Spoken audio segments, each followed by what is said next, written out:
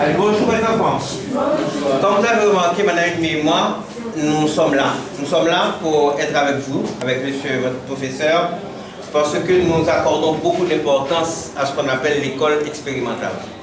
Vous savez, mes enfants, dans le pays, il n'y a pas beaucoup d'enfants qui ont cette chance que vous avez d'avoir une salle de cinéma, d'avoir des livres à lire. Il y a des gens qui sont seuls cahiers pour aller à l'école. Il y a des gens qui n'ont pas de livre du tout pour aller à l'école. Il y a des gens qui parlent de l'école du tout. Ça ne m'a rien dit non. Et nous connaissons des gens qui parlent de l'école du tout. Il y a des gens qui sont menacés que gang qui sont rentrés là-dedans. Parce que ici, vous avez une école où vous avez un directeur, une directrice qui sont très soucieux de vous. Vous avez des gens qui sont intéressés à votre avenir. C'est très important pour moi. Et quand vous avez des occasions de faire des choses qui sont hors cours, c'est-à-dire des choses particulières, où madame et moi, on peut venir vous assister, ça nous fait beaucoup plaisir. Pourquoi? Parce que vous venez avec des choses tout à fait nouvelles. C'est vous qui manipulez, c'est vous qui avez réalisé. Par exemple, ça c'est la chimie dans la cuisine. Ce que vous allez nous exposer là, ce sont des recettes peut-être, la manière dont vous avez préparé certaines choses. On appelle ça la chimie dans la cuisine. C'est un cours et c'est un examen au baccalauréat français. D'accord?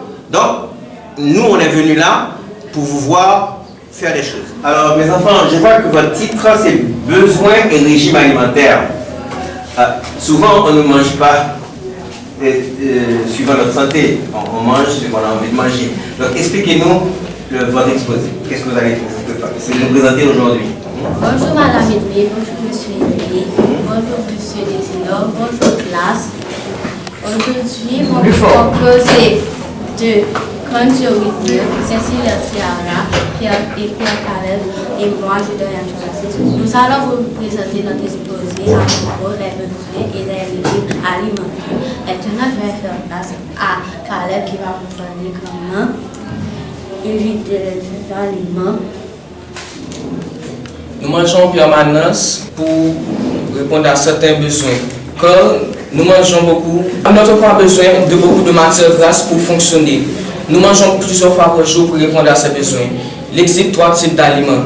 Les aliments bâtisseurs, les aliments fonctionnels et les aliments énergétiques. Les aliments fonctionnels sont riches en fibres et en vitamines. Exemple, les fruits et les légumes. Les aliments bâtisseurs sont riches en calcium et sont d'origine animale. Le lait, le fromage, et les œufs et le poisson. Et les aliments énergétiques qui sont riches en matières grasses, en amidon et en sucre. Exemple, la pâte, la charcuterie, le jambon, l'huile, le beurre, etc. Il faut manger de façon à équilibrer notre repas avec les apports énergétiques recommandés aux besoins de notre organisme. Maintenant, je vais faire place à Yann qui va vous parler des différents régimes alimentaires. Lorsque les apports alimentaires est supérieur aux besoins, l'organisme doit une partie de graisse. Et lorsque les apports énergétiques apportent une partie supérieure, l'organisme doit une partie de protéines. Maintenant, je vais faire place à Ciara qui va vous parler des différents régimes alimentaires. Selon le goût, les choix et les traditions de certaines régions, nous ne mangeons pas la même chose. Dans le monde, certaines personnes sont en train d'exclure toute alimentation issue de viande animale. Donc, ils sont de régime végétarien.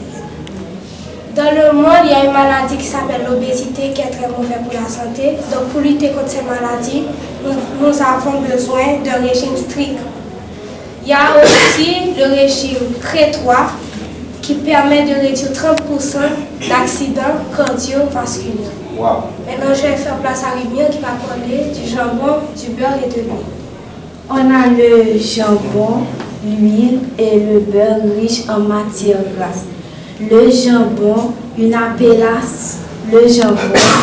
une appellation charcutière qui est constituée de la cuisse ou d'une épaule entière de l'animal destinée à être préparée crue ou cuite.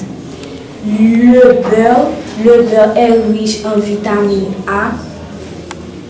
Le beurre est une source très riche en vitamine, est un aliment riche en vitamine A.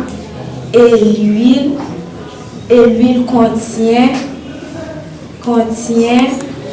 la vitamine E. La plupart des matières végétales contiennent de la vitamine E. Pour conclure, on peut dire que pour être en bonne santé, il faut suivre un régime alimentaire très strict pour ne pas être trop gros, ou trop maigre. Merci. Alors, c'est pour cette conclusion-là, vous nous dites que si on mange mal, on peut être malade. Donc, parce qu'en général, la nourriture est une chose qui est fondamentale pour nous, ça nous entretient. Et si on ne mange pas, on dépérit. Mais si on mange aussi mal, si ce n'est pas équilibré, c'est un problème. Mais qu'est-ce que vous dites aux gens? Parce que vous avez parlé de régime très strict. Est-ce que ça veut dire qu'on doit se priver des choses? Ou bien tout simplement qu'on doit savoir prendre des quantités?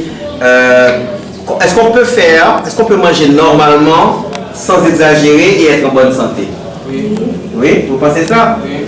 Parce que souvent, il y a des gens qui font des régimes, mais est-ce que je peux manger tout ça, par exemple des spaghettis, du jambon, sans avoir des problèmes de santé? Sans Oui, mais pas en trop grande quantité. Ah, ok, c'est bon. Parce que souvent, les gens pensent qu'il faut se priver de tout, et puis ils se privent de beaucoup de choses, et puis à un certain moment, quand ils en ont besoin, ils vont en prendre trop d'un coup. D'accord? Donc, c'est ça. Donc, on peut manger, mais pas en trop grande quantité. Trop de riz, trop de sucre. Pourquoi trop de sucre, c'est pas bon? Est-ce qu'on sait? Pour le produit de sucre, ça peut causer une maladie appelée le diabète et affecter notre santé à un haut niveau. Très bien. Et pour le trop de sel? Ça, on ne sait pas. Ok. Trop de sel, c'est par rapport. Qu'est-ce que c'est pour le sel? On peut être enflé? Oui, c'est vrai qu'on peut être enflé. C'est une conséquence. Mais c'est une conséquence de ce que ça fait augmenter la tension artérielle. Ça veut dire qu'il y a un problème entre les artères et la circulation. Et le sang n'arrive pas à bien circuler. Et à ce moment-là, les artères risquent d'être bouchées. Et quand le sang est entravé dans son parcours, ça affecte le cœur. Ça augmente le rythme cardiaque et en même temps la tension artérielle. Vous voyez ce que vous faites en physique quand on parle de tension au niveau d'un fil, le rapport entre l'intensité et la résistance. Mais c'est la même chose qui se passe quand le sang circule dans les artères. Quand c'est... Ok? Alors bravo à cette belle équipe. Merci.